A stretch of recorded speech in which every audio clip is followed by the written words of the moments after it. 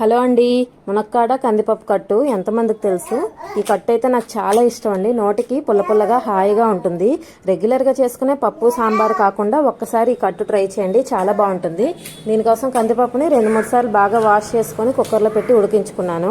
Mixie జార్లో పెద్ద onion slices, జీలకర్ర, ఎండుమిర్చి వేసి కోర్సుగా గ్రైండ్ చేసుకొని ఇందులోనే మనం బాయిల్ చేసి పెట్టుకున్న కందిపప్పును కూడా వేసి కోర్సుగా మిక్స్ చేసుకోవాలి. ఒక కుక్కర్ని కానీ కడాయిని కానీ తీసుకొని ఆయిల్ వేసి జీలకర్ర, కరివేపాకు, ఉల్లిపాయ ముక్కలు వేసి తాలింపు వేసుకోవాలి. ఇందులోనే మునక్కాడ ముక్కలను కూడా వేసి వేగాక మనం మిక్సీ చేసి పెట్టుకున్న పేస్ట్ని కూడా వేసుకొని కలుపుకొని తగినన్ని వాటర్ వేసుకొని కుక్ చేసుకోవాలి. పసుపు, ఉప్పు వేసి మునక్కాడని ఉడికించుకోవాలి. సమ్మర్లో పుల్లటి మామిడికాయలు దొరికినప్పుడు సాల్ట్ వేసి ఎండబెట్టి మేము ఇలా మామిడి టెంకలు చేసుకుంటాం. ఇలాంటి కట్టు చేయాల్సి వచ్చినప్పుడు ఇందులో మామిడి టెంకలు లేదంటే పచ్చి మామిడికాయ వేసుకున్న చాలా బాగుంటుంది. తర్వాత ఈ పచ్చి మామిడికాయలు లేదా మామిడి టెంకలను వేసి మునక్కాడ ఉడికితే కట్టు రెడీ అయిపోయినట్టే. టేస్ట్ అయితే చాలా బాగుంటుందండి. ఒక్కసారి తింటే మళ్ళీ మళ్ళీ ఇదే చేసుకోవాలనిపిస్తుంది.